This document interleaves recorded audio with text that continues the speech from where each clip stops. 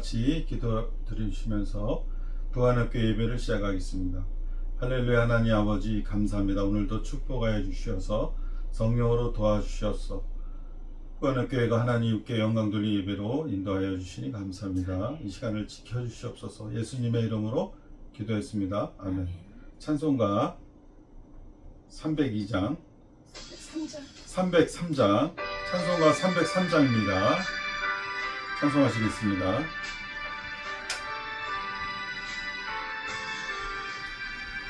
날 위하여 십자가에 중한 고통 받으사 대신 죽은 주 예수의 사랑하시네요.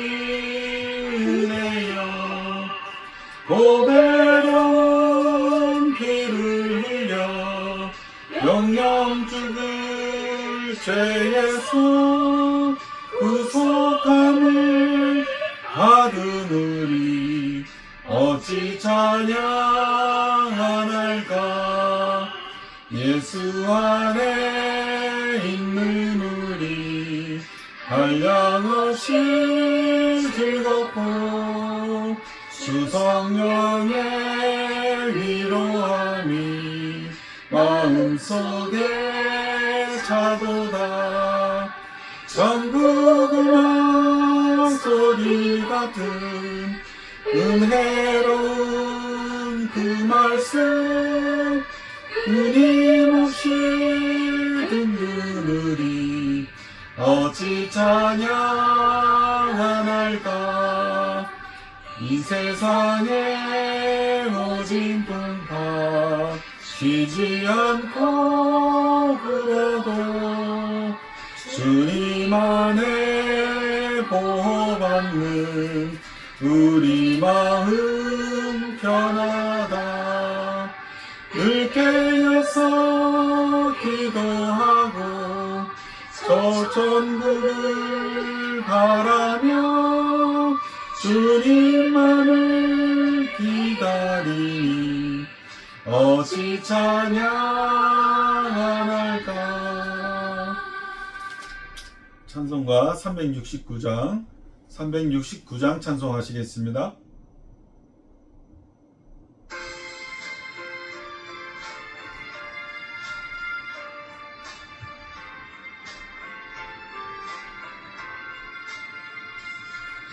죄짐 맡은 우리 구주 어찌 좋은 친구인지 걱정 근심 모든지 우리 주께 맡기세. 주께 고함 없는 고로 복을 받지 못하네. 사람들이 어찌하여 아랠 줄을 모를까. 시험 걱정 모든 괴로움 없는 사람 누군가. 부질없이 낙심 말고 기도드려 아뢰세. 이런 진실하신 친구 찾아볼 수 있을까. 우리 약함 아시오니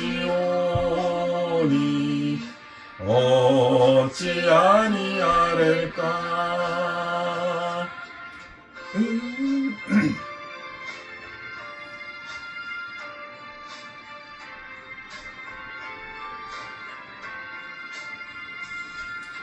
근심 걱정 무거운지 아니진 자 누군가. 피난처는 이 예수 주께 기도드리네. 세상 세상 친구 멸시하고 너를 조롱하여도 예수 품에 안기어서 참된 위로 받겠네.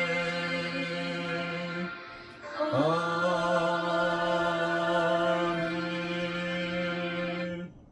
예배를 위하여 주여 삼창하시고 기도드리겠습니다. 주여, 주여, 할렐루야. 하나님 아버지 감사합니다. 오늘도 축복하여 주시고 믿음의 역사가 일어나는 예배를 드리기 원합니다. 주여, 믿음으로 이 세상을 이기는 믿음으로 나아갈 수 있도록 도와주시옵소서. 저희들은 아무것도 할 수가 없습니다. 주님께서 도와주시지 않으면 저희들은 아무런 의미가 없으며 아무런 생명이 없으며 아무런 하나님의 결정이 무의미합니다. 주님 예수 그리스도의 보혈의 피를 뿌리고 얻었습니다. 저희들의 결정이, 저희들의 생각이, 저희들의 생명이, 저희들의 모든 사랑과 헌신과 봉사, 형통이 주 예수 그리스도의 보혈의 능력으로 내려옴을 믿습니다. 주님 축복하여 주시고 이 예배를 통하여 하나님께 교회의 교회를 축복하여 주시옵소서.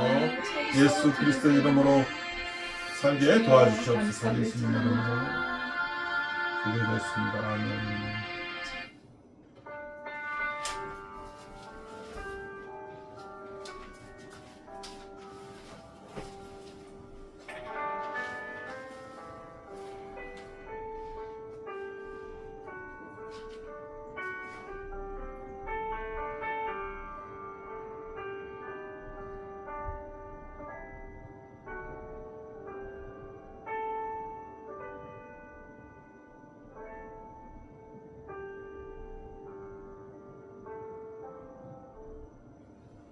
하나님은 영이시니 예배하는 자가 영과 진리로 예배할지니라.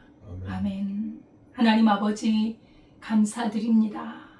주님의 은혜로우신 구원으로 말미암아 하나님을 섬기며 예배하며 살아계신 하나님의 말씀을 따라 성령을 따라 살게 하시니 감사합니다. 아멘. 주님 앞에 참으로 영과 진리로 드리며 거룩한 산제사로 하나님 앞에 드리게 하옵소서. 아멘. 오늘도 예배를 드릴 때 우리의 죄악을 주의 보혈로 깨끗하게 씻어주사 거룩한 산제물 되기를 원합니다. 아멘. 함께 하실 것을 믿사오며 예수님의 이름으로 기도드리옵나이다. 아멘. 전능하사 천지를 만드신 하나님 아버지를 내가 믿사오며 그 외아들 우리 주 예수 그리스도를 믿사오니 이는 성령으로 잉태하사 동정녀 마리아에게 나시고 본디오 빌라도에게 고난을 받으사 십자가에 못 박혀 죽으시고 장사한 지 사흘 만에 죽은 자 가운데서 다시 살아나시며 하늘에 오르사 전능하신 하나님 우편에 앉아 계시다가 저리로서 산자와 죽은 자를 심판하러 오시리라. 성령을 믿사오며 거룩한 공예와 성도가 서로 교통하는 것과 죄를 사하여 주시는 것과 몸이 다시 사는 것과 영원히 사는 것을 믿사옵나이다. 아멘.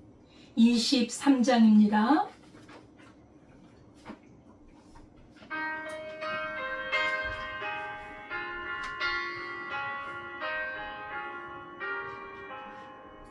만일이 내게 있으나 그 이빠가지고 내 거저 주시는 종을 찬송하겠네.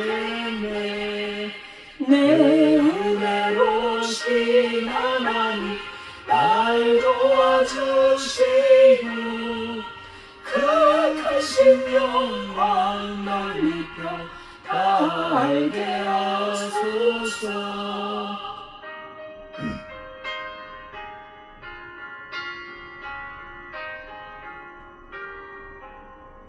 내 주의 귀한 이름이 나를 위로하시고 그 귀의 음악 같으니 찬이라 때보다 내 죄의 번째 깨뜨려 그걸 바꾸시고 내 참 마음을 비워서 참게 하셨네.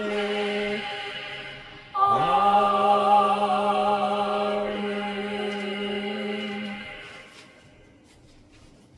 다 같이 기도드리겠습니다. 할렐루야. 하나님 아버지 감사합니다. 오늘도 축복하여 주시어서 생명으로 지켜주시며 안전하게 건강하게 믿음으로 이 세상을 살아가기에 부족함이 없도록 주님께서 인도하여 주신 은혜를 감사합니다. 저희들의 죄를 통하여 하나님의 존재와 또한 저희 죄를 통하여 예수 그리스도의 보혈의 생명의 능력이, 생명의 보혈이 주 예수 그리스도의 이름으로 저희들을 하나님의 자녀 삼아 주신 은혜를 감사드립니다. 지금 저희들을 통하여서 하나님 나라가 확장되기를 원하시며 서로 사랑하고 서로 용서하고 서로 섬기며 하나님께 마음을 모아 뜻을 모아 오직 예수 그리스도의 보혈의 능력을 믿고 의지하여 하나님께 나아가게 인도하여 주시옵소서. 주 예수 그리스도의 이름으로 선포하는 모든 믿음의 역사가 하나님 앞에서 이루어질 줄 믿습니다. 저희들을 안전하고 건강하게 형통하게 인도해 주실 줄 믿습니다. 저희 마음속에 죄의 영향으로 불안조적 근심 걱정을 이기게 하시며 하나님 말씀 선포를 통하여 하나님 자유와 기쁨과 형통과 기쁨이 넘치게 인도하여 주시옵소서. 주님 예배를 통하여서 하나님께 영광 돌리기를 원합니다. 주님 축복하여 주시고 저희 기도를 응답하여 주시며 저희들이 찬양을 받아 주시며 홀로 영광 받으시는 귀한 예배를 시작은 미약하나 북한학교회를 통하여서 하면 드릴 때 하나님이 힘이 나중은 창대케 해주실 줄 믿습니다. 하나님 말씀을 들고 나가는 이 시간 주님 지켜주시고 하나님 듣는 자들이 영의 눈이 열리게 하시며 영의 귀가 열리게 하셔서 하나님의 귀한 복음을 받아 30배, 60배, 100배의 열매로 열매 맺어 하나님께 영광 돌리는 귀한 삶을 살아가는 계기가 될 수 있도록 말씀이 될 수 있도록 시간이 될 수 있도록 환경이 될 수 있도록 주님 장소가 될 수 있도록 축복하여 주시니 감사합니다. 예수님의 이름으로 기도드렸습니다. 아멘.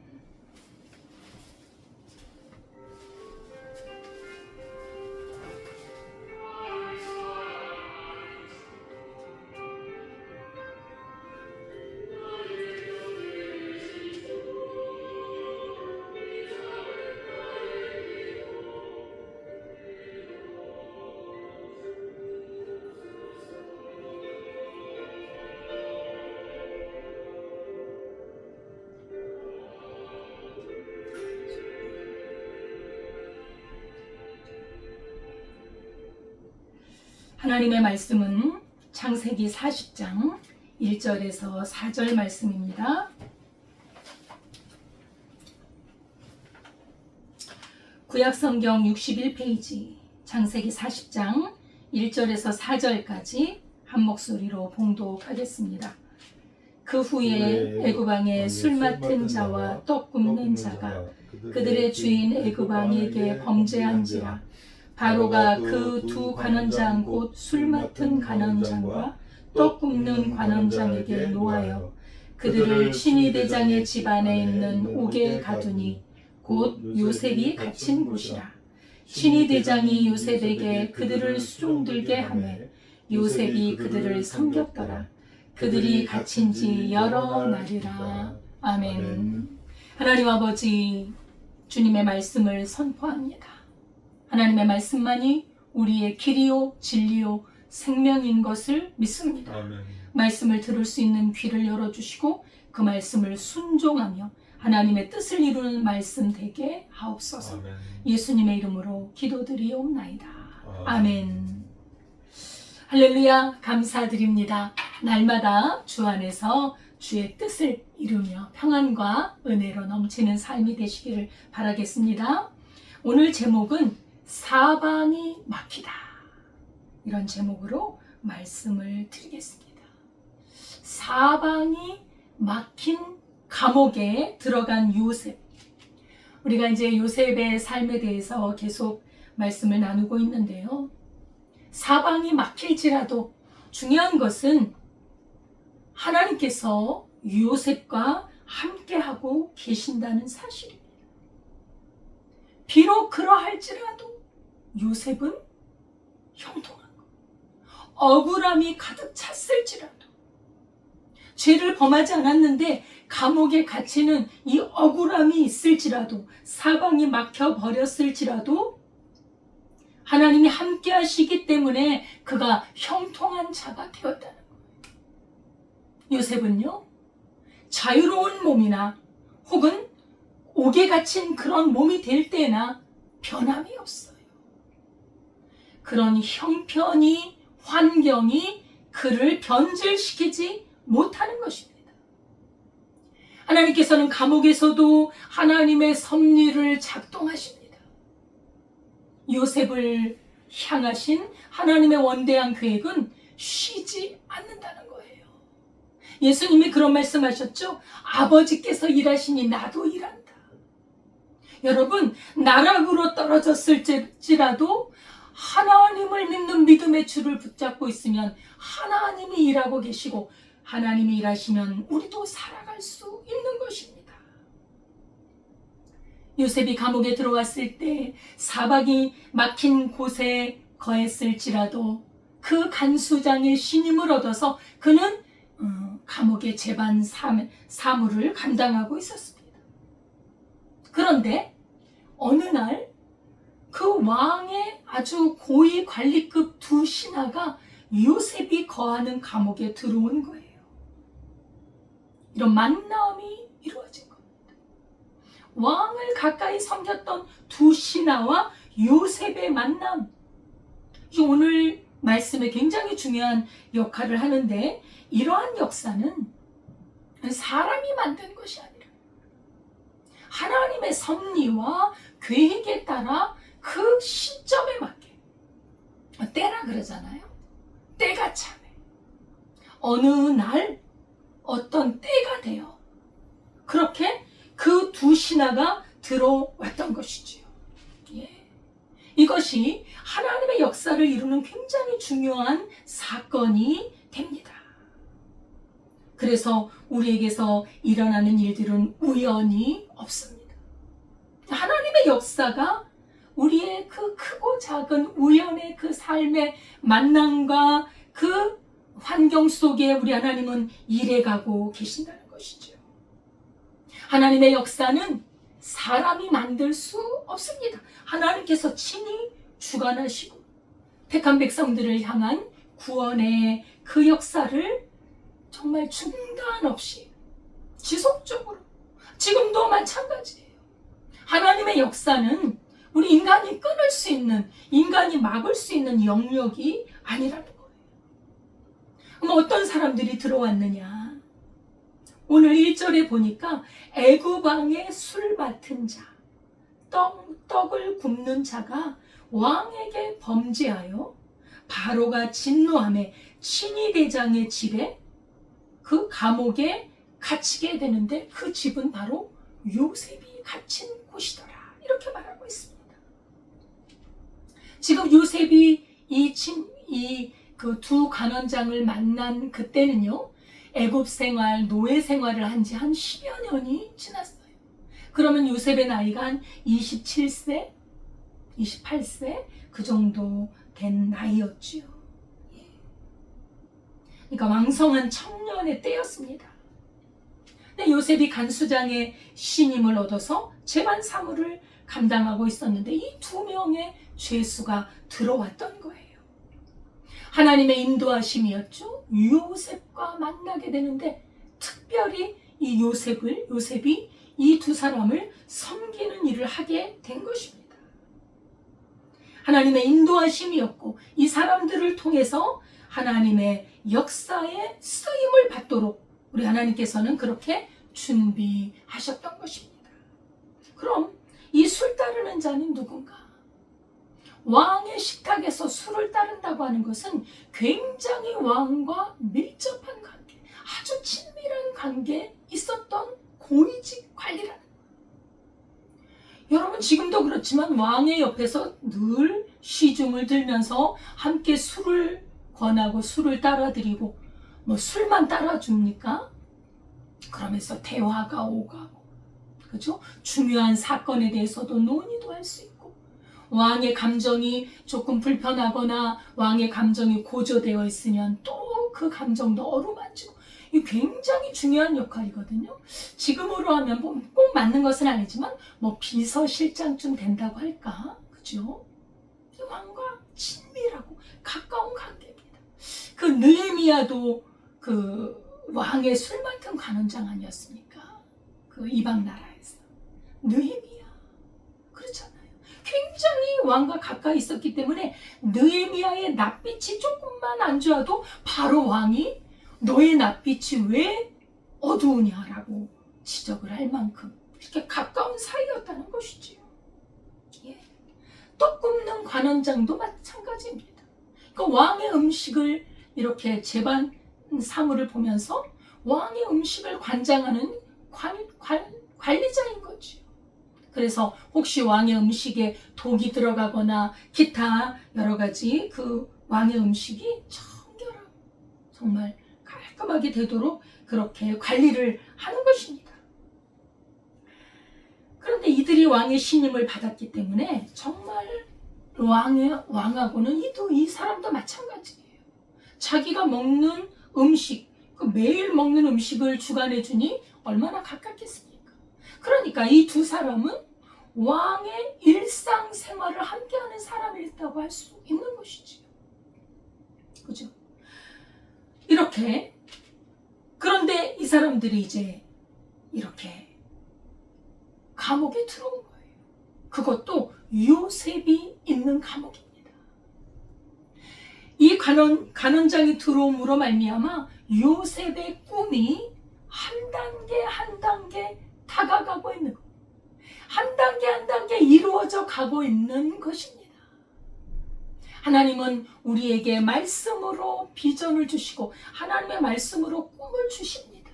그 꿈을 우리가 믿음을 가지고 하나님을 의지함으로 어려우나 좋을 때나 어려울 때나 하나님을 의지한다면 하나님께서는 한 단계 한 단계 이루어 가세요. 그래서 하나님을 의지하는 것이 중요하죠. 하나님의 원대한 계획이 이제 하나 이렇게 진행이 되어지고 있는 것입니다. 사실 우리 인생은요, 만남에서 시작한다고 해도 과언이 아니지요. 부모님과의 만남, 형제들과의 만남, 또 우리 교회 식구들과 사회생활에서 만남, 이 만남들을 통해 우리 인생이 만들어져 가는데 수많은 만남들이 있습니다. 좋은 만남도 있겠고 또 힘겨운 만남도 있겠고 이렇게 역사를 이루어가는 만남도 있는 거예요. 근데 우연히 이루어지는 것 같아요. 뭐 요셉이 의도했습니까? 요셉이 의도해서 감옥에 들어온 것도 아니에요. 그죠? 이 관원장들이 일부러 요셉을 만나러 들어온 것도 아니에요. 예, 그래서 이렇게 들어왔는데 요셉과 관원장의 만남은 아주 하나님께는 중요한 만남이었다. 이 만남을 어떻게 맞춰요? 인간의 힘으로는 맞출 수가 없습니다. 그럼 어떻게 해서 이 관원장이 들어오게 됐느냐? 그것은 바로 이 사람들이 애굽왕 바로에게 범죄를 했다. 죄를 범했다는 것입니다. 왕을 거역했다는 거예요. 이 성경의 본문을 보면, 원문을 보면 상당히 중한 범죄를 저질렀어요. 원래는 왕이 신임을 받은 왕의 최측근이었지만 술을 마시고 음식을 먹으면서 아주 가까이 했던 사람들이었지만 어쨌든 중한 범죄를 지었습니다. 무슨 일인지는 몰라요. 어떤 일로 노여움을 샀는지는 성경이 말하고 있지 않습니다. 왜냐하면 그것은 하나님의 구원의 역사에 불필요한 것이기 때문에 무슨 범죄라고는 알려주지 않았지만 중요한 것은 그 범죄로 인하여 옥에 들어왔다는 것이지.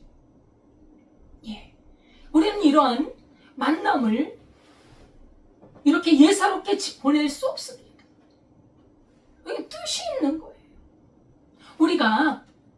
정말 우리 삶에서 중요한 만남들이 있잖아요. 부모님과의 만남, 친한 친구들, 또 선생님과의 만남, 또 배우자와의 만남, 또 우리가 삶에서 우리에게 중요한 만남들이 있습니다. 이런 것들은 하나님께서 어떤 우리를 향해서 우리를 통해 하나님의 뜻을 이루고자 하는 계획 중에 하나라는 것입니다. 주님의 크신 섭리였죠. 요셉과 이 관원들의 만남은요, 결국은 애굽의 왕께 나아가는 길을 여는 어떤 계기가 된다는 것입니다. 이들이 왕의 노여움을 사서 보디발 친위 대장이 거하는 그 집에 감옥에 들어오게 된 거예요. 그러니까 보디발의 집이 그 공간이었던 것 같아요. 이게 국가 시설인 거죠. 공간도 하나의. 왜냐하면 옥이 그 안에 있는 감옥이 있을 정도의 엄청난 큰 그런 공간이었다는 것이죠. 그래서 그 안에서 공식적인 직무를 행하는 그 직원들이 다 있는 거 아닙니까? 거기 간수장도 있고 그 죄수에게 밥을 또 해줘야 되지 않습니까? 그러니까 얼마나 그 시설들이 공적인 것이었는지 알 수 있지요. 오늘 4절에 보니까 친위 대장이 요셉에게 그들을 수종들게 하매 요셉이 그들을 섬겼더니 그들이 옥에 갇힌 지 여러 날이라. 친위 대장 이 보디발이 요셉에게 두 간원장 이 고위 관리를 수종들게 했습니다. 시종을 드는 자로 임명을 했다는 것이거든요. 이것은 이 보디발이 요셉에 대해서 신임하고 있었던 거예요. 사실 요셉이 감옥에 들어온 제목이 아주 강간 미수범 아니었습니까? 특별히 자기 아내에 대한. 근데 이 보디발의 이런 행동을 보면 그를 범죄자로 취급하고 있지 않아요. 여기서도 마찬가지로 어떤 수종을 들게 어떤 일을 맡기는 그 일을 하고 있다는 거예요. 그래서 요셉에 대한 어떤 신뢰가 있었던 것을 알 수 있습니다. 그리고 보디발이 이 두 간원장을 챙기고 있어요. 그러니까 사실 보디발도 친위 대장으로서 왕과 굉장히 가까운 사이. 그렇기 때문에 이 시술 간원장 또 떡 맡은 간원장하고 친한 사이일 수 있다는 거죠. 어떤 친분이 깊었던 것으로 추측이 됩니다. 그래서 이들에게 호의를 베푼 것은 다시 말하면 아주 그냥 일반 잡범 취급하지 않고 아주 잘 대했다는 것은 시종을 딸려보내서 그들을 수종들게 했다는 것은 이 사람에게 호의를 베풀 만한 뭔가가 있었던 거예요. 그리고 나중 일은 모르잖아요. 나중에라도 자신에게 어떤 유익이 올 수 있을 거라는 그런 계산도 할 수 있었던 것이지요. 요셉은 이 고위관리들을 잘 섬겼습니다. 여기서 요셉이 섬겼더라 라는 말에서 이 섬김이라는 것은 마치 하나님께 최대한의 그 봉사와 충성을 하는 그 뜻이 들어있어요. 이 관리들에게 얼마나 충성했는지 이 관리들이 아주 흡족한 거예요. 이 젊은이가 참 영리하고 부지런하고 아주 그냥 밝은 그런 모습을 보고 그렇게 또 지혜롭고 부지런하니까 얼마나 그 필요를 잘 알아서 챙겨주겠습니까? 그러니까 막 굉장히 기뻐했겠지. 충성을 다하고. 왜 요셉이 충성을 다했을까요? 요셉은요, 하나님의 비전이 있는 사람이에요. 요셉에게 보여주셨던 꿈이 있잖아요. 하나님께서 주신 꿈, 너무나 선명하고 잊혀지지 않는 꿈. 내가 언젠가는 귀하게 사용되겠구나. 이런 꿈이 있었기 때문에 그는 감옥에 들어와서도 좌절하지 않았죠. 자기에게 맡겨진 일을 정성껏 충성스럽게 헌신을 다했습니다. 여호수아가 모세에게 중심으로 섬겼지요. 그래서 그는 후계자가 됩니다. 모세는 가나안 땅에 들어가지 못하고 죽었지만 그러나 여호수아를 통해서 하나님이 가나안 땅을 들어가게 하는 그 아주 유능하고 훌륭한 후계자가 여호수아입니다. 그 여호수아가 모세를 잘 수종달잖아요. 그러면서 배우는 것이죠. 또 엘리사가 전심으로 엘리야를 수종들고 스승이 떠나는 것에 대한 간절한 마음. 나중에 엘리야가 병거 타고 하늘로 올라간 다음에 그 영감을 2배나 곱절이나 받잖아요. 그래서 엘리사 시대에는 상당한 기적이 많이 일어나요. 죽은 자가 살아나. 마치 엘리사를 통해서 예수님의 모습을 보는 것 같은 그런 예표적인 그 일을 행합니다. 상당한 능력 있는 선지자 엘리사도 그 하나님의 종 엘리야 선지자를 잘 수종을 들었습니다. 요셉은 자신의 인생에 어려움이 올 때 이처럼 하나님을 의지하여 극복해 나간다. 내가 죄도 없는데 감옥에 들어왔어. 그 한탄하고 원망하고 우울하고 그런 거에 빠지지 않았다. 그것조차도 하나님께 의지하며 하나님께 맡겨드린 거예요. 하나님, 내 정직함을 하나님 아시죠?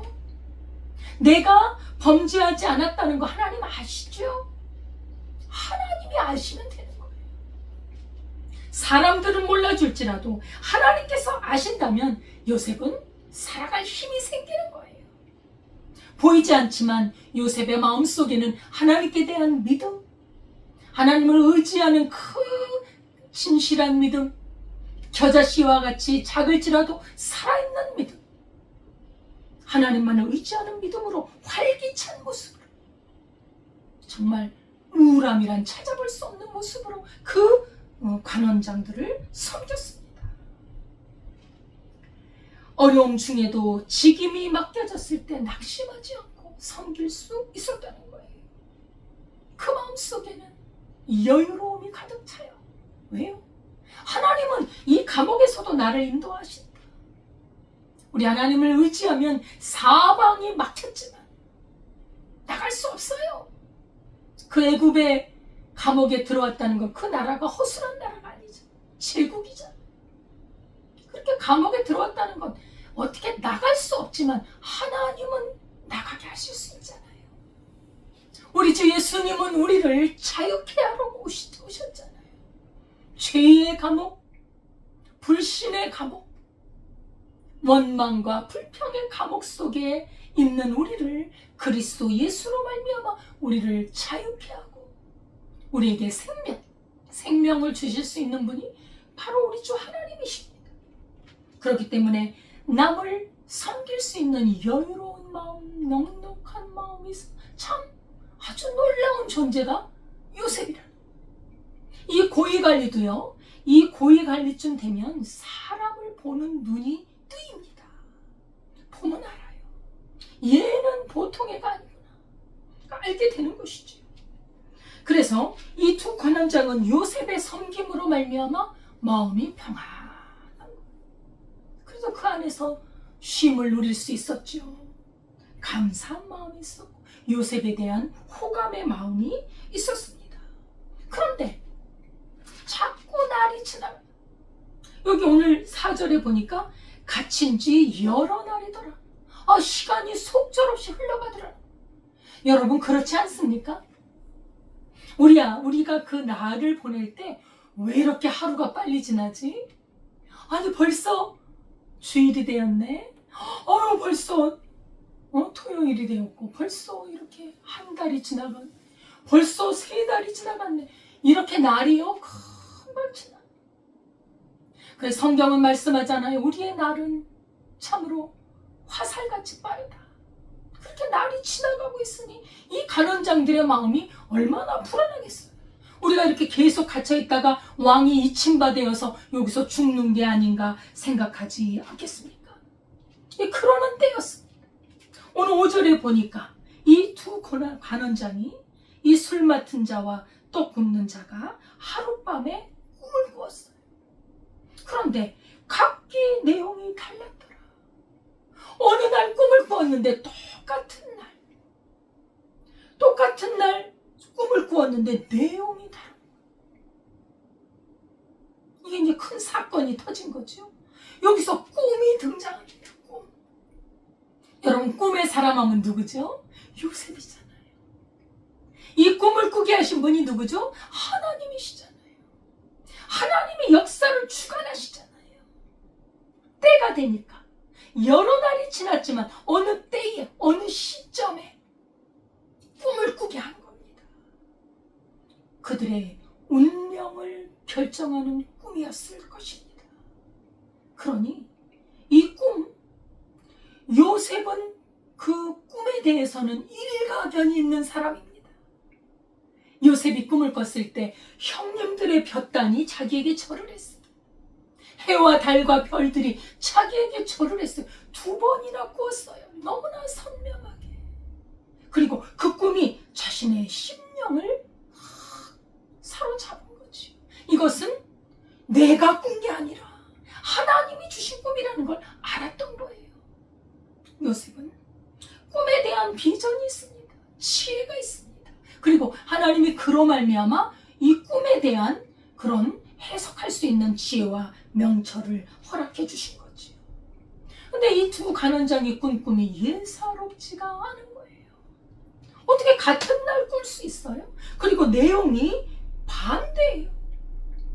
어떤 사건입니다. 사건이 일어나는 거예요. 하나님의 섭리가 작동되고 있었던 것입니다. 하나님의 큰 계획에 어떤 퍼즐이 맞춰지고 있는 거예요. 전체를 보면 하나님의 큰 계획은 이스라엘 백성을 택하시고 이스라엘 백성을 애굽으로 인도하셔서 그 애굽에서 거하게 400년이라는 세월이 지난 후에 이스라엘 백성을 건져내는 하나님의 구원의 역사를 주님은 지금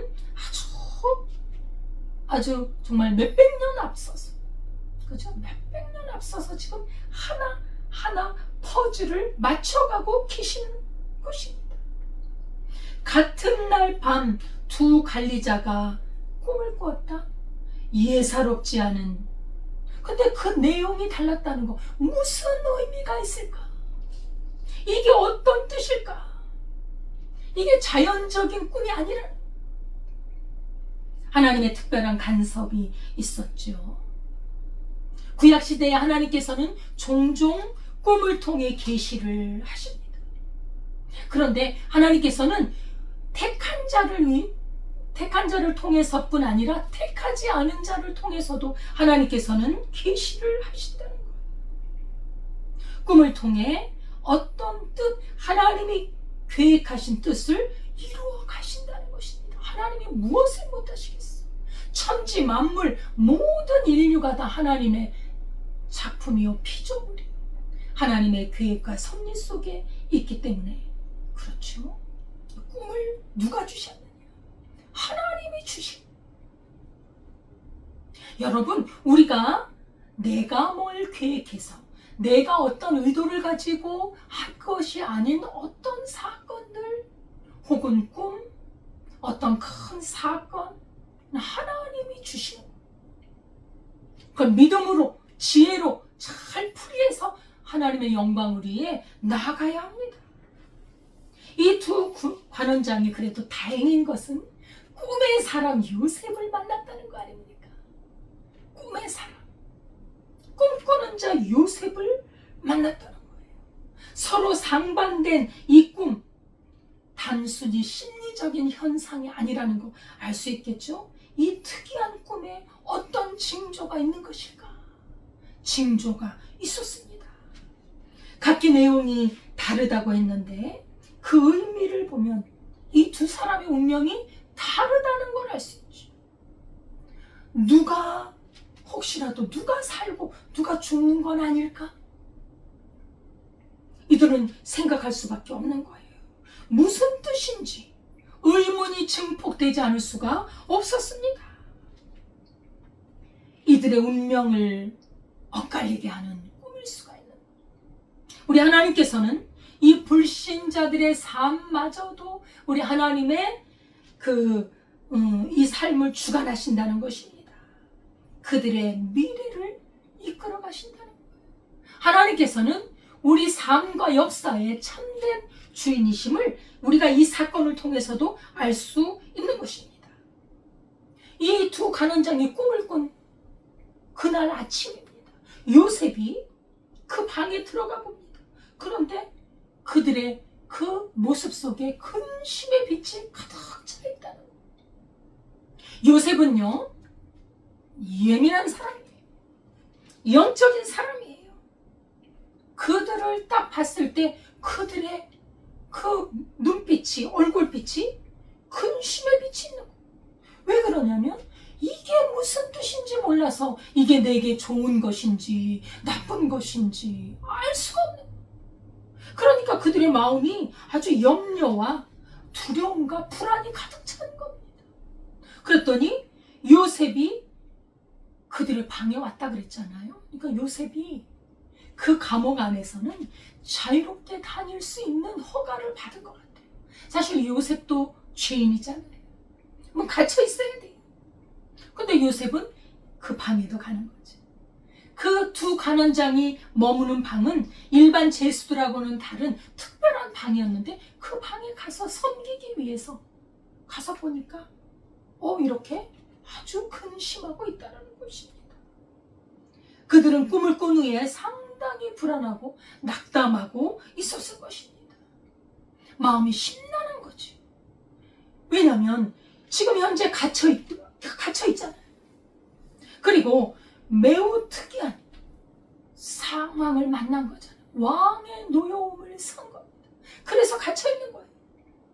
그래서 그 운명이 사느냐 죽느냐 왕의 손에 달려 있는 거예요.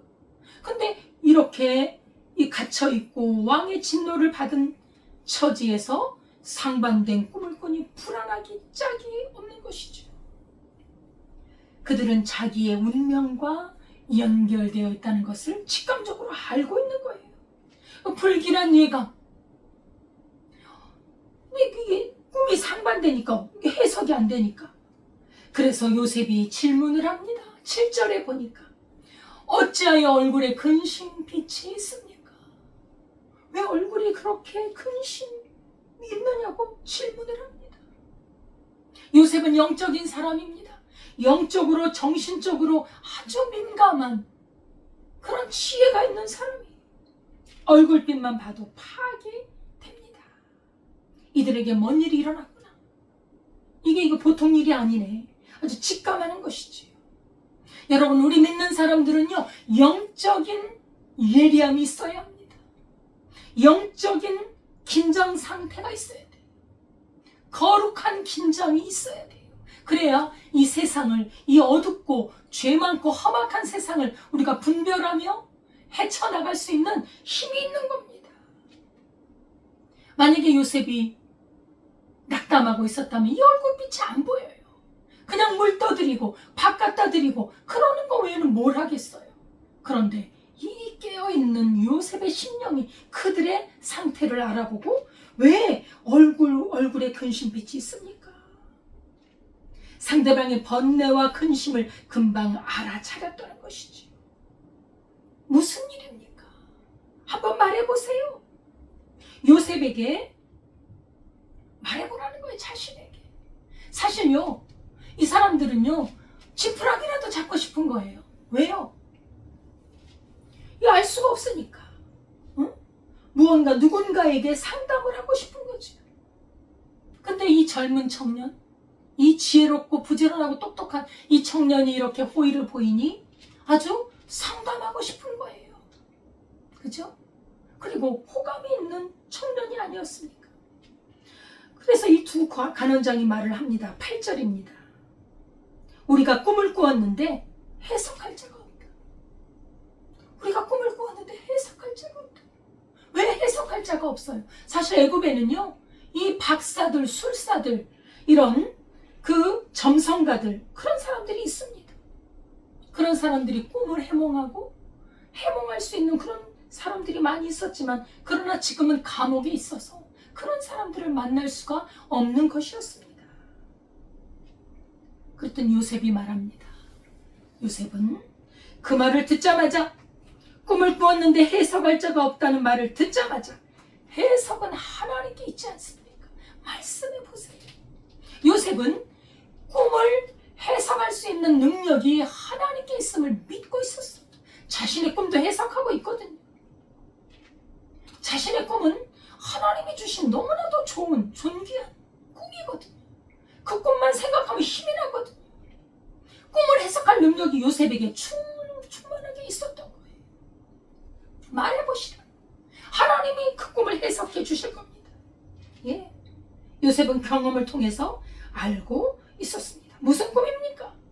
왜 어떤 꿈을 꾸었는데 이렇게 근심빛이 있으신 겁니까? 말해보세요. 제가 대답하리이다. 근데 그 대답은 제가 하는 것이 아니라 하나님께서 그 꿈을 해석해 드릴 겁니다. 요셉은 감옥에서도 하나님을 증거하고 있는 것입니다. 하나님이 하십니다. 여러분, 신앙의 자세가 이겁니다. 우리가 주의 일을 하든 어떤 일을 하든 내가 하는 것이 아닙니다. 우리는 그리스도 예수 안에서 주님과 함께 십자가에 못 박혀 죽었고, 이제 내가 사는 것이 아니라 내 안에 그리스도께서 사시기 때문에 우리가 생각하고 또 뭔가를 해석해내고 또 뭔가를 계획해내는 것은 우리 주님과 함께 하는 거예요. 우리 하나님이 하시는 거예요.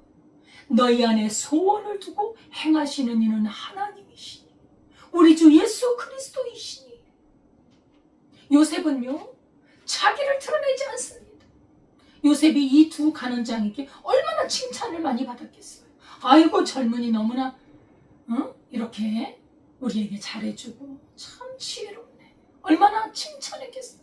요셉은 그 칭찬을 자기에게 돌리지 않습니다.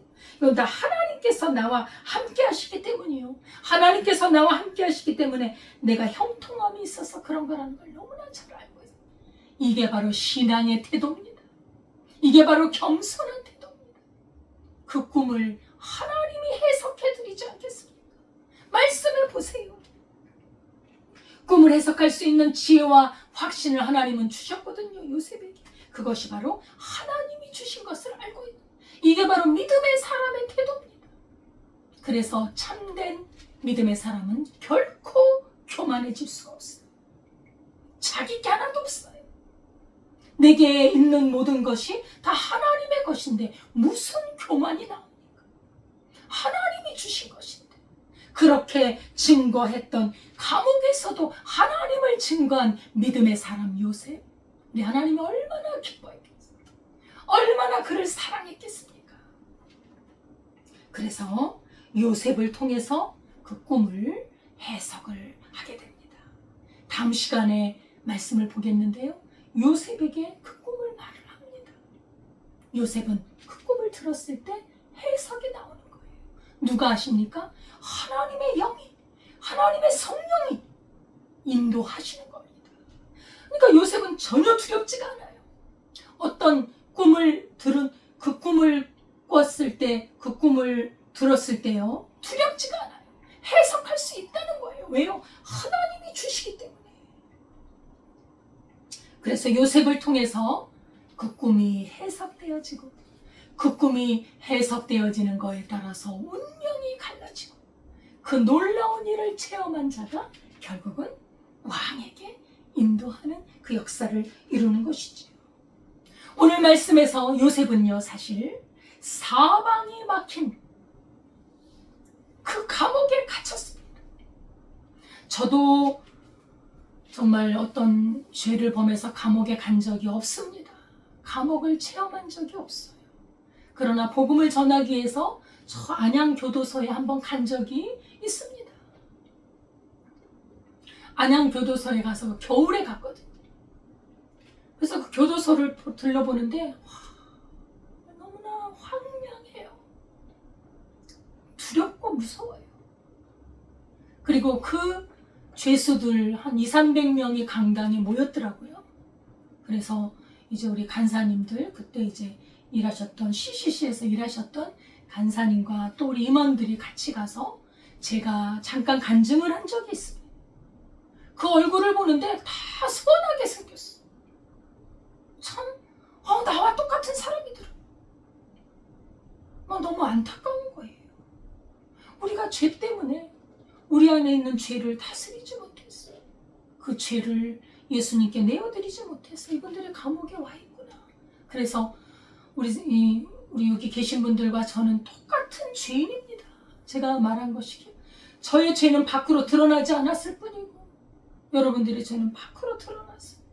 이렇게 어려움을 겪고 계시는데 똑같은 우리는 죄인입니다 하고 제가 예수 그리스도를 증거한 적이 있습니다. 감옥에 들어있다는 것은 그것은 손발이 묶인 거예요. 얼마나 갑갑합니까? 사방이 막혀있는 그곳에서도 요셉은 형통했다는 사실입니다.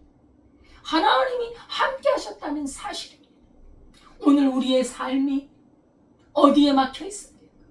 어떤 감옥이 나를 묶고 있습니까? 사방이 막혔을지라도 하나님을 놓치면 안 됩니다. 하나님께 대한 믿음을 상실하면 끝나는 것입니다. 하나님께 대한 믿음의 줄, 하나님이 나와 함께 하신다는 확신의 줄, 하나님의 살아있는 말씀을 먹고 마시고 확신하고 그 말씀을 가지고 행동하고 실천하고 우리가 살아가는 길이에요. 하나님이 길을 여십니다. 우리는 감옥을 빠져나올 힘이 없어요. 죄수는 꺼내줘야 나오는 것입니다. 그러나 하나님께서 요셉을 꺼내실 준비를 하고 계시잖아요. 하나님이 함께 하시는 사람은 우리 하나님께서 가두지 않습니다. 어둠 속에 죄악 속에 우리 하나님은 가두지 않아요. 반드시 꺼내주십니다. 지금 어두움에 속해 있고 또 사방이 막혔을지라도 하나님을 믿는 믿음의 줄을 놓지 마시고 요셉처럼 그 믿음으로 그 어두운 중에도 그 모든 것이 나락에 빠진 중에도 하나님을 의지하여 마음속에 여유와 감사와 기쁨과 찬송과 하나님의 비전 말씀의 꿈을 갖고 있으니 얼마든지 살아납니다. 그런 믿음으로 승리하는 삶이 될 수 있기를 바라겠습니다. 기도하겠습니다. 하나님 아버지 감사드립니다. 우리는 죄인이요 참으로 죄로 말미암아 우리가 감옥에 갇히고 어두움에 갇히고 사방이 막히는 그런 상황에 처할 때가 너무도 많습니다. 그러나 진리이신 하나님, 우리를 사랑하사 그리스도 예수의 보혈로 우리의 죄를 사해 주시고 우리를 죄와 사망의 그 감옥에서 건져주신 우리 주님을 믿는 믿음, 그 믿음으로 말미암아 우리 하나님께서 나와 함께 하시고 나로 형통하게 하시고 지금 사방이 막히고 나락에 떨어졌을지라도 우리 하나님께서 반드시 나를 건져주신다는 것을 믿는 믿음으로 오늘을 살게 하옵소서. 오늘을 감사하게 하시고 자기에게 맡겨진 일이 보잘것없는 일이라 할지라도 하나님 앞에 충심으로 충성된 마음으로 그 일을 감당함으로 우리 하나님의 영광을 드러내는 삶을 살게 하옵소서. 어렵다 할지라도 자기만을 위한 이기적인 삶이 아니라 남을 돕고 남을 섬기고 남의 얼굴빛도 알아차릴 수 있는 영적인 민감성을 가지고 하나님 앞에 참으로 충성하는 삶을 살게 하옵소서. 예수님의 이름으로 기도드리옵나이다. 아멘. 찬송가 325장입니다.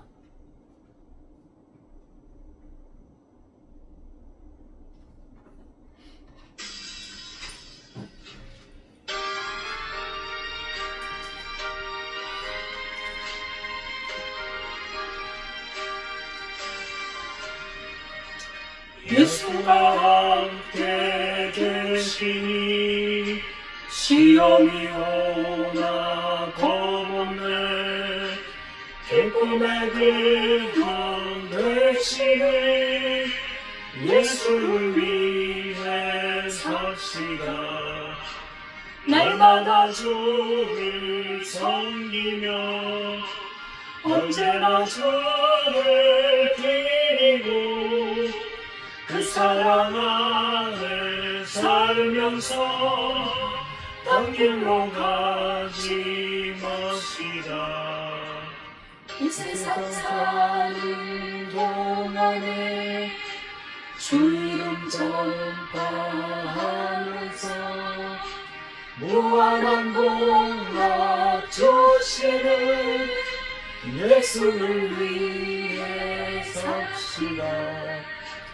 날마다 주를 섬기며 언제나 주를 기리고 그 사랑 안에 살면서 딴 길로 가지 맙시다. 세상 친구 없어도 예수님 나의 친구니 불의한 일을 버리고 예수를 위해 삽시다. 날마다 주를 섬기며 언제나 주를 기리고 그 사랑 안에 살면서 딴 길로 가지 맙시다.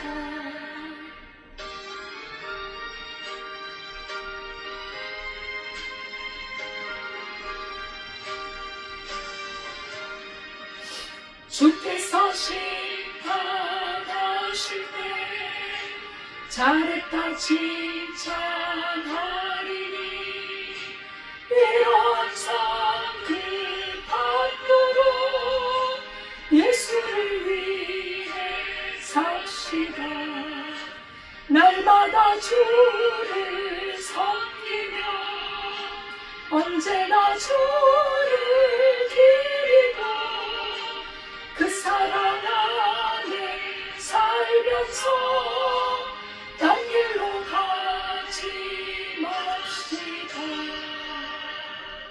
아멘. 하나님 아버지 감사드립니다. 하나님 앞에 감사하여 주님 앞에 드리는 예물을 받아주시고 아버지 하나님 드린 손길 위에 하나님의 만복의 복으로 함께하여 주옵소서. 11조와 감사헌금과 주일헌금 각종 제목으로 드린 헌금 위에 우리 하나님께서 은혜를 베풀어 주시고 아버지 하나님 하나님의 은혜 가운데 참으로 믿음으로 사는 역사가 있도록 인도하여 주옵소서. 아버지 하나님 나라와 민족을 하나님께서 붙들어 주시고 우리나라 이제 대통령 선거를 합니다.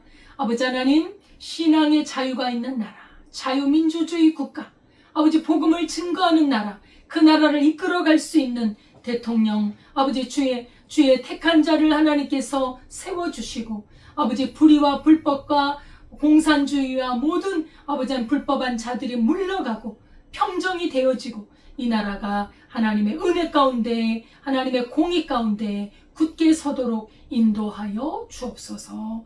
예수님의 이름으로 기도드리옵나이다. 아멘. 예, 감사드립니다. 하나님의 은혜 가운데서 날마다 말씀과 기도로 세워져 나갈 수 있기를 바랍니다. 하나님의 말씀을 증거하는 우리의 삶이 될 수 있기를 바라겠습니다. 주기도문 하겠습니다.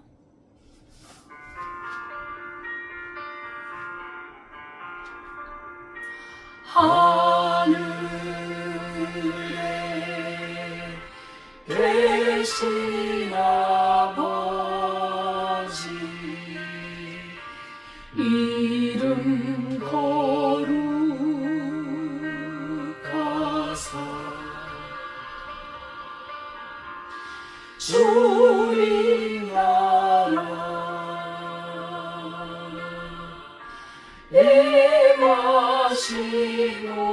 임하시고 뜻이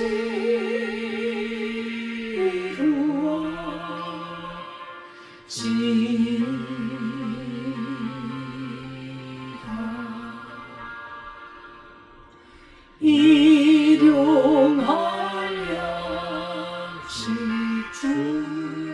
주시고 우리들의 큰 죄 다 용서하옵시고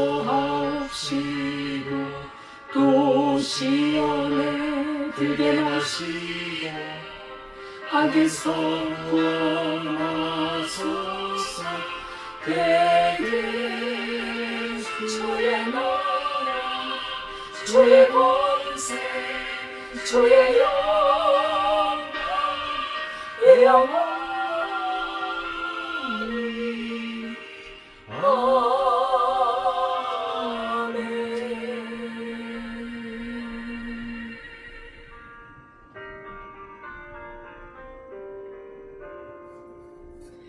이제는 우리 주 예수 그리스도의 은혜와 하나님 아버지의 무한하신 사랑과 성령님의 교통하심이 사방이 막혔을지라도 우리 하나님이 주신 영원한 말씀의 꿈, 하나님의 언약의 꿈을 붙잡고 승리하며 하나님께 영광을 돌리기를 원하는 주의 백성들 위해 지금부터 영원까지 함께 하시기를 축원하옵나이다. 아멘.